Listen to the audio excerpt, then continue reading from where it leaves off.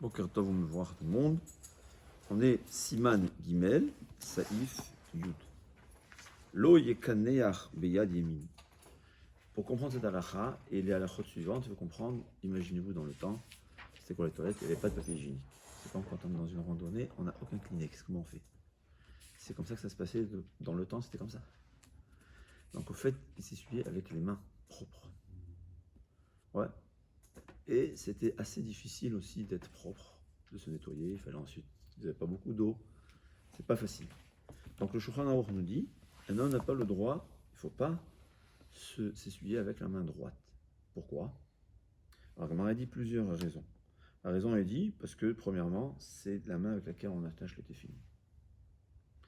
C'est écrit aussi dans la Gemara d'autres raisons, parce que la Torah a été donnée par la droite. Ou bien aussi parce qu'on a l'habitude de manger avec la main droite. Ou bien parce que, pour quand il y a le Baal Koré, celui qui lit la Torah, il y a celui qui lui montre les ta'amim, c'est avec la main droite. C'est comme ça qu'on va donner plusieurs raisons. En d'autres termes, la main droite, c'est quelque chose d'important. Donc Rachamim nous disent, il ne faut pas s'essuyer avec la main droite. Shlomo Sharon, il ramène aussi que, bien qu'on doit s'essuyer avec la main gauche, mais pas avec le doigt du milieu, parce que dans le doigt du milieu, on met les téfilis. Ouais. Bon. Mais, les poskim me disent que cette halakha-là ne s'applique pas aujourd'hui, puisqu'aujourd'hui, on a du papier hygiénique. Donc, en fait, on ne touche pas directement, donc il n'y a pas ce problème. Et au contraire, on préfère avec la main droite pour mieux se nettoyer, parce qu'il est très important d'être propre dans la Torah. D'accord? À savoir aussi que, est-ce que les femmes, même dans le cas où on n'a pas de papier hygiénique, est-ce que les femmes sont obligées d'accomplir cette halakha-là? Il y a beaucoup qui disent que c'est pas la peine, c'est une marloquette, est-ce que les femmes aussi, parce que les femmes, elles ne mettent pas de téfilin. Bon, en tout cas, aujourd'hui, comme on a du papier hygiénique, il n'y a pas de problème. Évidemment, il y a des gens qui font toujours le journal à la lettre, alors ils font attention même ça. Mais concrètement parlant, il faut savoir que puisqu'aujourd'hui on n'est pas sale, il n'y a pas de problème. C'est pas directement avec la main. Aussi, il y a une halakha qui dit, Saïf Yudalef, on est, Lo yekaneach becheres, il ne faut pas s'essuyer avec de l'argile. Ouais, je parle d'un ustensile en argile qui a été cuit, d'argile cuite. Mishum keshafim. Comme on l'a expliqué, c'est une question de sorcellerie, parce que les sorciers peuvent ensuite nous atteindre par leur sorcellerie. Velo ba'asavim yeveshim, et pas avec de l'herbe sèche. Pourquoi? Parce que toute chose, toute chose que le feu peut le brûler. Il dit pourquoi? Parce que ça va provoquer, ça va le blesser. Bon. On verra. Velo bitzror shekiner bochavero, il ne faut pas utiliser, dans le temps ils utilisaient des pierres. Alors le Shulchan Aruch dit, n'utilise pas la pierre que ton ami a déjà utilisée auparavant. Ça amène l'homme aussi à des maladies, à s'abaisser. Donc, ça c'est des halachot. Évidemment, aujourd'hui, Baruch Hashem, on n'a pas vraiment ces halachot. Mais le Rama nous dit que puisque aujourd'hui, Enan Bassadeh, ils ne sont pas dans les champs, on a l'habitude de s'essuyer, même avec de la terre cuite, et même avec quelque chose qui se fait brûler par le feu. Ve'eno mazik, upok chazem ma'amadavar, il dit ça ne provoque aucun dégât, il n'y a aucun problème. Apparemment, d'après ça, on n'aurait pas le droit d'utiliser du papier hygiénique quand on allait dans les champs. Mais je vois... Bon, je pense que non, parce que c'est écrit que la raison principale, elle est... Il parlait de feuilles sèches, que les feuilles sèches, apparemment, ça blessait. Et je pense que aujourd'hui, le papier hygiénique, il n'y a pas cette halakha, il n'y a pas ce problème. Donc, j'ai pas vu la question. En tout cas, le Rama, il dit qu'aujourd'hui, ces halakhot-là ne s'appliquent pas aujourd'hui dans les toilettes qui sont fermées, dans des chambres fermées. Alors, je me dis théoriquement que quand on est dans un champ, ça serait où il s'appliquerait. Mais on n'a pas vu que les gens ils font des défense. Au contraire, on utilise le papier hygiénique sans problème, bien que c'est quelque chose qui se brûle par le feu, apparemment parce que ça ne blesse pas. Il n'y a aucun problème. Une halakha très intéressante. Il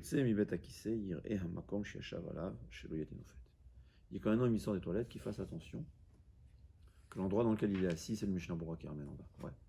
Ne soit pas sale. Pour éviter à l'autre de s'asseoir dessus s'il vient la nuit. On parle aussi des toilettes dans le temps, où vraiment c'était...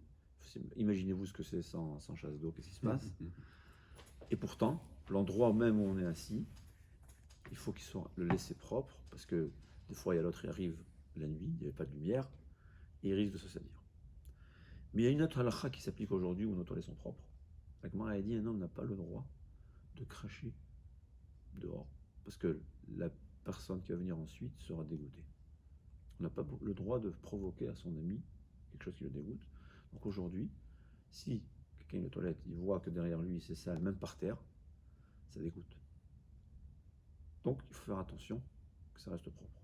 C'est possible qu'aujourd'hui on n'a pas la raison que Rachamim mise en scène parce qu'il y a toujours de la lumière, donc celui qui va venir après toi, il va nettoyer.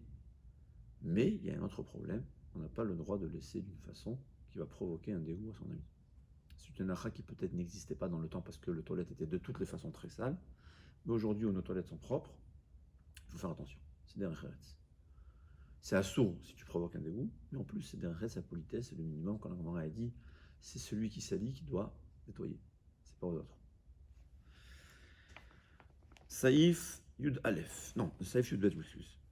Ipane Betsnioud Balaïla Kemobayom. Un homme doit faire attention à la tsnioud, c'est-à-dire ne pas dévoiler les parties de son corps interdites, que ce soit de nuit ou que ce soit de jour, c'est-à-dire même quand il y a la nuit où la personne peut le voir, quand même, il ne faut pas se découvrir plus que le nécessaire, comme on a dit, parce que c'est un manquant tamé où il y a beaucoup de mazikim dedans dans les toilettes.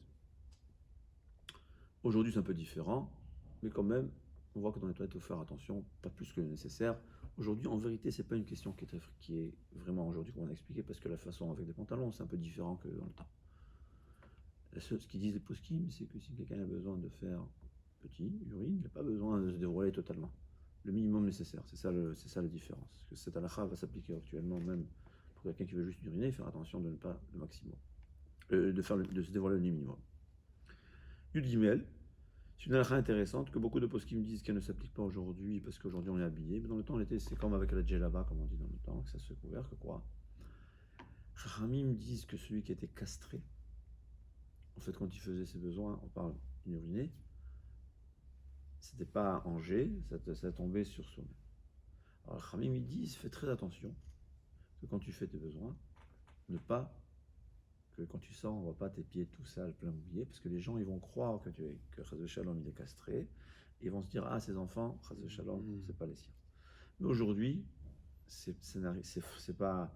Donc c'est dire faire attention que même quelques gouttes il n'y ait pas. Mais comme aujourd'hui on est en pantalon, il y a moins ce problème, mais il y a le problème de propreté. Ça c'est toujours faire attention de ne pas être sale. S'il voit qu'il s'est sali, il faut se nettoyer, c'est évident, c'est pas joli en plus, bon c'est évident que quelqu'un va faire, mais même quelqu'un qui ça ne le dérange pas, si ça existe des gens pareils, c'est une halakha d'être propre. Surtout que c'est des endroits, des excréments, c'est pas bien. D'après le Niglé, parce qu'il faut être honorable, et d'après la Kabbalah, parce que c'est des endroits, les forces du mal se nourrissent de ça et s'y trouvent. Donc la halakha, ouais. C'est pas parce que la raison de la halakha elle a disparu qu'on ne doit plus faire la halakha. Alors, très très bien. Tu poses une très bonne question. Le sage, il nous dit la chose suivante. Quand Chachamim, ils disent dans un endroit l'interdit, et dans un autre endroit la raison, ouais. Donc on dit qu'au fait, la raison pour laquelle Chachamim ils ont interdit, quand Chachamim, c'est ce qu'ils nous ont dévoilé, c'est le top de l'iceberg, on dit. Et en vérité, il y a des centaines de raisons. Mais quand Chachamim, là où ils disent l'interdit, ils disent la raison, c'est pour nous dire, sache, c'est la seule et unique raison, et donc si la raison change, on peut changer. Évidemment, c'est pas nous de décider. Moi, jamais de moi, j'aurais dit ça. J'ai vu que les poskim ils disent comme ça, j'ai vu sur le livre, bon, j'ai confiance, il ramène des... C'est vrai que c'est pas tout le monde qui le dit, mais comme ça, il le dit. Donc, parce qu'on voit là-bas, la Gemara, elle dit, ne fais pas de telle façon, parce que les gens, ils vont croire. Là où la Gemara, elle dit l'interdit, elle dit la raison. Donc, le roche, c'est le roche qui dit, tu vois, que Chachamim, ils ont voulu te dire, si la raison est annulée, par contre, dans toutes les halachot, la majorité des halachot, c'est dans un endroit, c'est écrit l'interdit, dans l'autre, les raisons. Même dans ça, il y a qui ne sont pas d'accord. Mais c'est un roche. Ouais. On verra, le Gaon, il n'est pas d'accord avec ça. Il y a qui sont marmirim. C'est pour ça que tu as raison. Je dis, il y a des gens qui suivent le Shulchan Aruch à la lettre, et c'est bien. Mais il faut savoir que la halakha, il ne faut pas tout seul décider, c'est évident, Chaz Shalom. Il faut suivre selon des Gdolé Israël qui étaient, eux, 100% Torah. C'est la différence. On a tous de la Torah. Est-ce qu'on a 1% ou 100%? Mais pour des choses pareilles, il faut suivre ceux qui sont 100% Torah. Et ceux qui sont vraiment, ils ont dit que oui. Dans ce cas-là, c'est un peu différent parce qu'au fait, c'est à la façon d'être habillé dans le temps. Que comme on voit, le yashtin merumad, il ne faut pas faire uriner debout parce que il y a des gouttes qui vont tomber sur ses pieds. Et comme la Gemara va expliquer, ensuite quand tu vas sortir, on va voir. Aujourd'hui, c'est un peu différent parce qu'on a un pantalon et ça absorbe le pantalon. Alors c'est vrai que quand c'est en grande quantité, il faut mettre de l'eau pour se nettoyer. Quand c'est en toutes petites gouttes qui disparaissent, c'est moins grave. Même d'après la règle, pas de problème. Imlo, chez un mot de Makom Gavoa. S'il veut uriner quand il est debout, il faut qu'il se mette dans un endroit en haut. Et donc, il va uriner loin, de en bas. Il n'y a pas de risque qu'il va se mouiller. C'est-à-dire, je m'excuse. Parce que quand il urine par terre, il y a un risque que ça va éclabousser. C'est ce que la Gemara dit. Donc, ou bien il se met en hauteur, il n'y a pas un risque d'éclaboussement, ou bien sur du sable, que ça va s'avaler. Ouais. Et la raison, elle est comme le Mishnah Berurah il ramène, que les gens ils vont dire qu'il est castré. Parce que dans le temps, c'était comme ça. Ouais. Quelqu'un qui est castré, apparemment, il urine d'une façon différente. Bon. Mais c'est, comme je vous ai dit, faire attention. En tout cas, faire attention qu'on ne voie pas d'éclaboussement sur soi. C'est essentiel. Comme c'est aussi une tchéla, un problème de propreté, comme on dit. Saïf Yudalet. Alors là, aussi intéressant, Chachamim, c'est un peu gênant, mais il faut le dire une fois. Ouais. On parle comment faire.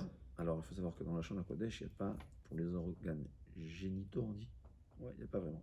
Il y a, chez l'homme, on appelle Ama. Ama, c'est le nom du doigt.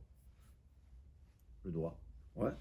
On va dire le Ama. Il y a les Betsim, c'est ce que les œufs, au fait, c'est les testicules. Voilà.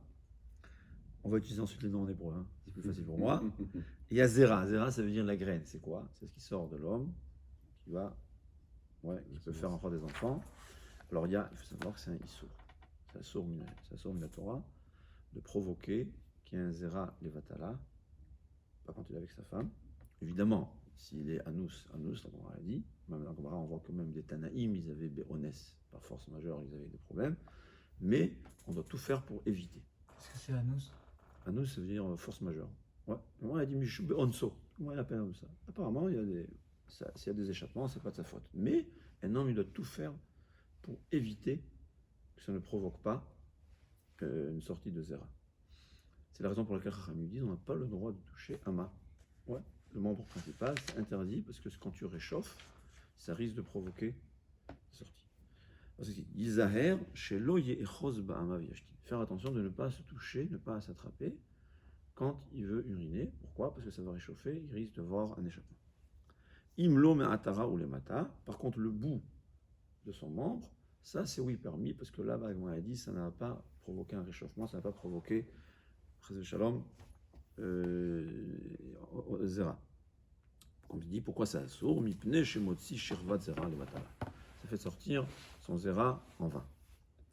Et là, Imken Hunasui. Si quelqu'un il est marié, il a oui le droit évidemment de toucher là-bas pour uriner, on parle. Il dit le Mishnah Berurah, il s'agit de quelqu'un qui est, sa femme est permise, elle n'est pas Nida, parce que si elle est Nida, c'est comme s'il n'est pas marié, ou bien il n'est pas, sa femme est avec lui, c'est-à-dire il n'est pas en voyage, parce que si sa femme n'est pas avec lui, on ne va pas en voyage, ça veut dire c'est vrai pour plusieurs jours, ce sera quand s'il est célibataire, que dans ce cas-là, il n'a pas le droit de se toucher, par crainte que ça va provoquer Zera Levatala, ou Midat Chassidut Nizaher Afilu Benamasoui, Midat Chassidut, de ne pas, que même si quelqu'un est marié, de ne pas se toucher, évidemment. Alors, par exemple, si c'est vraiment nécessaire pour se laver, alors avec un torchon, comment dire, avec un gant, c'est permis. Parce qu'on considère que le gant, ça ne va pas provoquer un réchauffement. C'est-à-dire quand c'est nécessaire, on peut toucher d'une façon qui ne va pas réchauffer. Quand ce n'est pas nécessaire, les postes qui me disent, c'est de toute façon interdit. Il faut s'approcher, comme on dit. Quand c'est une nécessité pour se laver, pour uriner, alors le membre lui-même, c'est quelqu'un qui n'est pas marié, c'est totalement un sourd. Ce qui est autour, si ça l'aide, ça sera permis, comme le qui me disent, voilà ce qu'il dit le saïf d'après, Afilu mish enon asouy, moutan le saïf betim, même celui qui n'est pas marié, il a le droit d'utiliser ses betim, pour élever le membre, comme ça, il touche ses testicules, donc il n'y a pas un risque d'échauffement, pour élever comme ça, il ne va pas se salir. Lo utar le nasou le echos ba'ama, et la leashtin, avalit rakerlo. Même quelqu'un qui est marié, qu'on a dit qu'il a le droit de se toucher pour pouvoir uriner, c'est seulement dans ce besoin. Aval le itrakerlo, mais se gratter, c'est assourd, parce que ça risque de provoquer un échauffement. Saïf Yudzaïn. Ouais. Là, la Gemara a dit Hamashhen kavav envers Mishum Bal Teshaketsu. C'est quoi Bal Teshaketsu? Ne provoque pas des choses qui sont dégoûtantes. Ça, je traduis. C'est pas littéralement, mais c'est ce que ça veut dire. D'ailleurs, c'est un interdit qui nous interdit de manger quelque chose de dégoûtant. On a dit on n'a pas le droit de manger quelque chose de dégoûtant. Ouais, Bal Teshaketsu. Bal Teshaketsu, au fait, la Torah, elle parle directement de ne pas manger des insectes. C'est Sheketz. C'est quelque chose qui dit un homme, par sa nature, est dégoûté. Répugnant. Répugnant, très bien. Et de là, on apprend de ne rien manger de répugnant. Bien de manger dans un ustensile qui est répugnant, tu n'as pas le droit de manger. Un aliment qui est répugnant, on n'a pas le droit de manger. On n'a pas le droit de faire quelque chose qui provoque à l'homme. La Gemara a dit que manger justement des vers de terre, même il y a des cas où c'est permis, on les fait d'une façon qui sont cachés. Pas que tu les vois, parce que c'est répugnant, c'est sourd. Intéressant. Ouais. De là, on apprend aussi une halakha. C'est une marloquette, est-ce que c'est de Raïta ou de Rabanan, qu'on n'a pas le droit de se retenir d'aller aux toilettes. Chachamim parle, on verra qu'il y a deux niveaux. Il y a le niveau de quelqu'un qui peut attendre 72 minutes par ça. Ouais. Alors s'il ne peut pas attendre 72 minutes, c'est déjà, on verra au sujet de la halakha pour les brachot, tout ça, il faut déjà faire attention. Mais là on parle, Chachamim disent, donc à partir de quel moment quelqu'un transgresse cet interdit, l'ot shaketsu, il s'agit dans le cas où s'il ne se retient pas, ça va sortir. Il a besoin de se retenir. C'est-à-dire il doit vraiment se retenir. Si quand il ne pense pas, ça ne va pas sortir, c'est pas Balte Shaketsu. C'est pas bien, comme on verra, mais c'est pas Balte Shaketsu. Balte Shaketsu arrive à partir du moment où un homme, s'il ne se retient pas, ça va sortir, il transgresse cette histoire de Balte Shaketsu. Il y a qui disent que c'est des Oraita, il y a qui disent que c'est des Rabanan, mais comme dit le Mishnah Berurah, de toute façon, en cas de nécessité, ça sera permis. Par exemple, si Kvod Abriot, il n'a pas où, c'est pas joli, ouais, il ne va pas le faire dans la rue, dans ce cas-là, il peut se retenir.